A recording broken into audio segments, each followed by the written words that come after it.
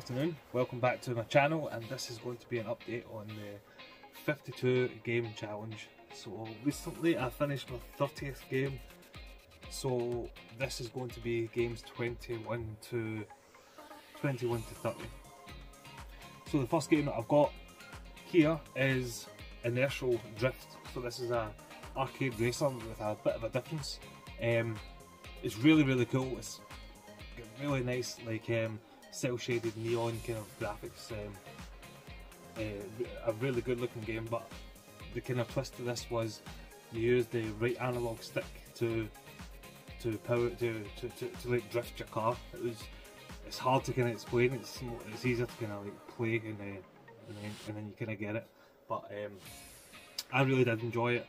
I only managed to do 3 of the campaigns, and then I hit my ceiling on a racing game because the 4th campaign is absolutely solid. So each campaign you play is different characters. The first campaign is what the game's kind of made for. It's the car that you use in the first campaign is really easy to control, and it's just a kind of joy to play. But then the second one and then the third car, they get more difficult as you kind of go up. The third car was solid to control. I just managed to finish that campaign, and then the 4th one was just far too hard. So I finished 3 campaigns out of 4, and I did the Grand Prix mode as well, so I'm counting that as a win. So that one's game number 21. Game number 22 was Resident Evil: The Umbrella Chronicles. Brilliant light gun game for the Wii. Sorry for the glare, but this copy is really nasty. It's like really brown and rotten, but the game works, so that's all it really matters to me, to be honest. Really enjoyed this as well. You get to play out scenarios from Resi 1, Resi 0 and Resi 3. So this was my favourite way to play Resident Evil 0, to be honest with you. I never actually got on with Resident Evil 0, so to play a wee bit of Resident Evil 0 and see some of the story was pretty cool. And then there's also like origin levels for Wesker, which I need to finish. Actually, I didn't finish them ones. I think I've still got 4 maybe levels to do on that, but this was really cool as well.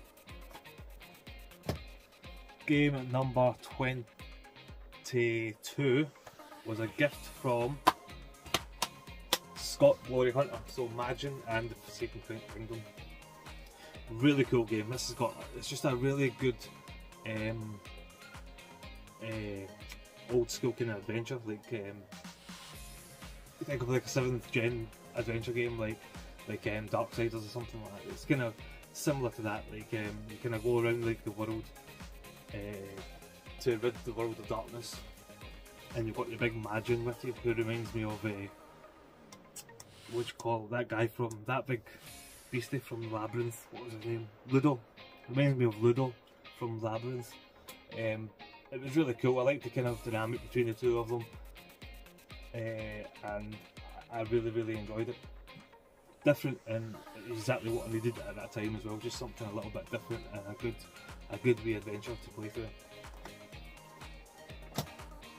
Next one, game number 21, 22, 23, 24 was Axiom Verge 2, so I don't have that physically. I think it's quite expensive to get physically, but I streamed that. I streamed the first one as well, way back in the day, and then I've finished off streaming the second one, and it was really cool. Like the storyline is really strange and weird.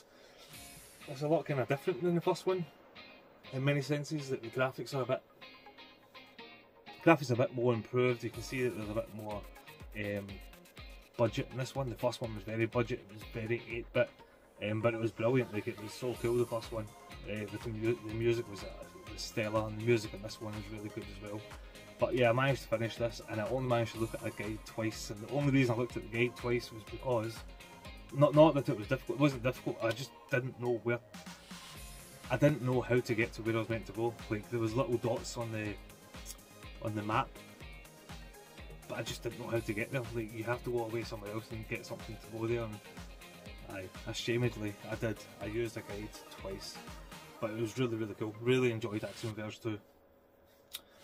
And then game number 24 was Alan Wake Remastered.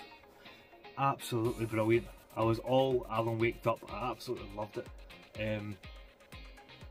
Everything about it. I played this game maybe 2 years ago for the first time on the 360 and thought it was great then.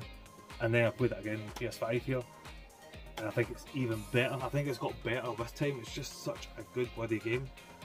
Obviously this has got the DLC and everything included in it as well.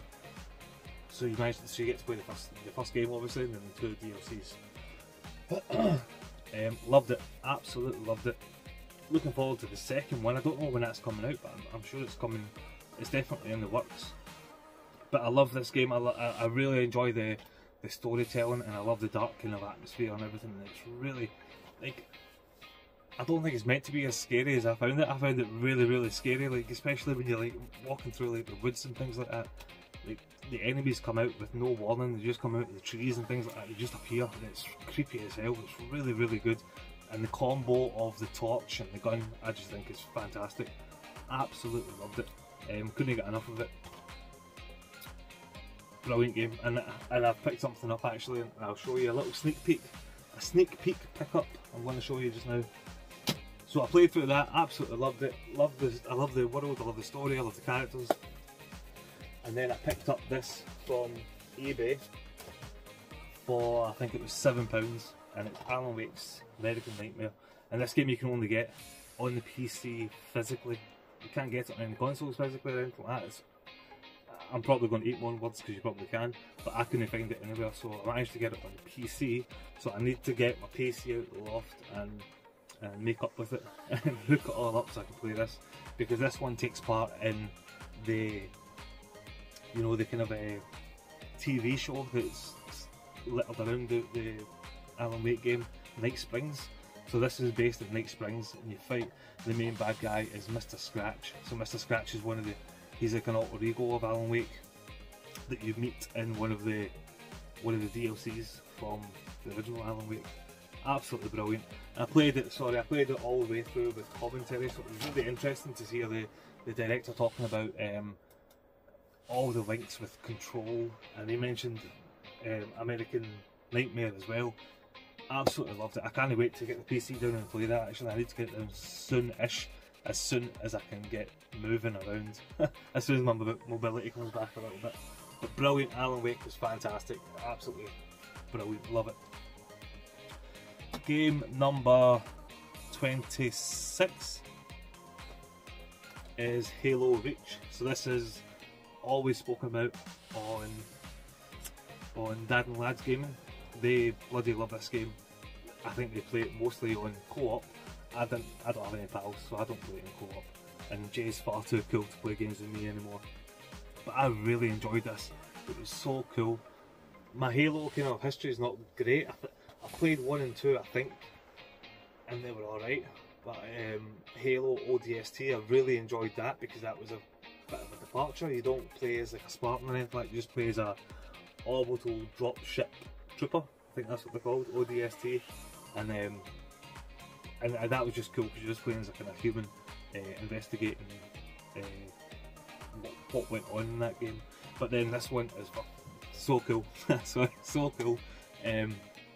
You play as Noble 6, so you're part of the Noble team. You're Noble 6, there's 6 of you, surprisingly. And all the characters are really cool. But this is like the Rogue One of the Halo world, if you can kind of get that reference. It's just really cool. I highly recommend playing it, especially just playing it for the story. Because I've not played it for the multiplayer or anything because I've got no pals. Next game. So next game was Arise. So again, I don't have that physically. I got that as part of my £50 eShop voucher winning from Dorky Dad Gaming. So again, thank you very much. I've got 4 games left and 3 of them are from essentially Dorky Dad Gaming. So he helped me out with a good chunk of these last 4 games. So the first one was Arise, which was brilliant. It's a gorgeous game. I think I mentioned it in the video before. If you ever if you ever get into a debate about video games being art, this is one game you should show, alongside like Journey and Abzu. Like, this Arise is fantastic. The story is brilliant. It's very heartwarming, and then heart-wrenching, and then heartwarming, and it's just a really cool. It's a really cool story without any narrative. You just have to kind of like experience it and see through pictures like what's happened during this guy's life. Really good, really nice game. Not long. It's just a nice kind of palate cleanser to. It's a nice palate cleanser when you're deep into a game and you finish a game and you just want to kind of play through something. Arise, I would definitely highly recommend, along with game number 28, which was Jotun. Jotun, again, I mentioned it in my last video, but just quickly we'll through again. It's a lovely little hand-drawn 2D isometric kind of view game where you play as a little Viking girl who died an unworthy death, and then Odin gives you a second chance to get to Valhalla. So you've got to go into the different 9 realms kind of thing and collect relics to open up the gates to go and fight 4 different Jotuns, 4 or 5 Jotuns, and then at the end you have to fight off Odin so you can get to Valhalla. It was really good. What I found a little bit disappointing with it was because I didn't know everything about the game. I thought it was going to be a bit more of an adventure game. I thought it was going to be a bit more kind of like the old kind of Zeldas, but it's not. It's very to the point. You go and get a relic in Niflheim, and then you go and get a relic in Muspelheim, and then you go and fight the big frost giant. And it was really good because it was really to the point and it was quite a short game. That's what I enjoyed about it, but I was expecting it to be a little bit longer where you got to go to villages and all that. Like, I didn't know much about it before I played it, so, but I did enjoy it anyway.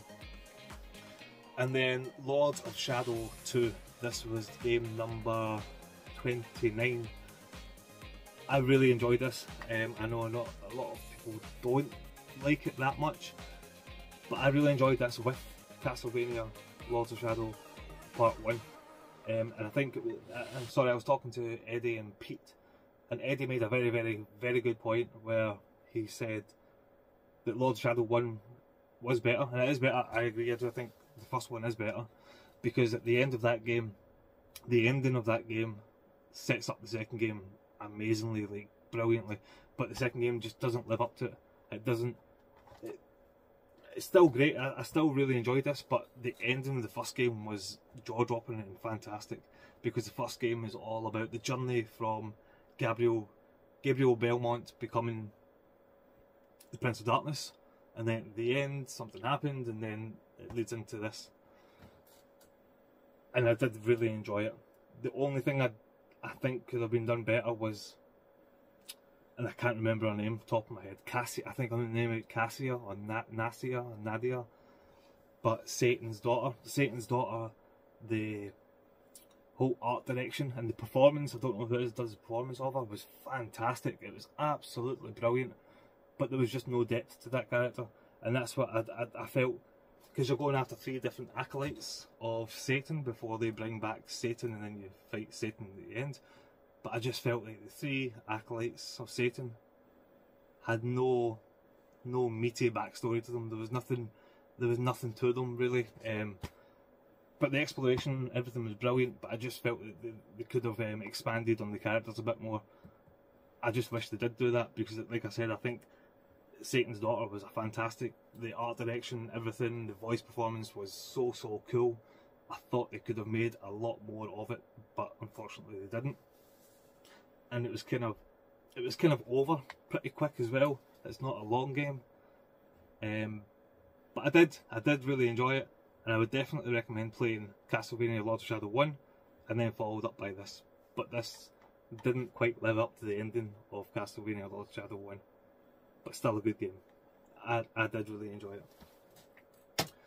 And then the last game was a game I finished just, Jesus, I think it was last night I finished it, maybe at 2:30 in the morning, because I just couldn't put it down. I was on the end boss, and it was it's not that it was tough, you just had to learn every kind of section of it, the end boss, and then you had to perfect it to get to the end and get to the credits, and that was Kaze and the Wild Masks.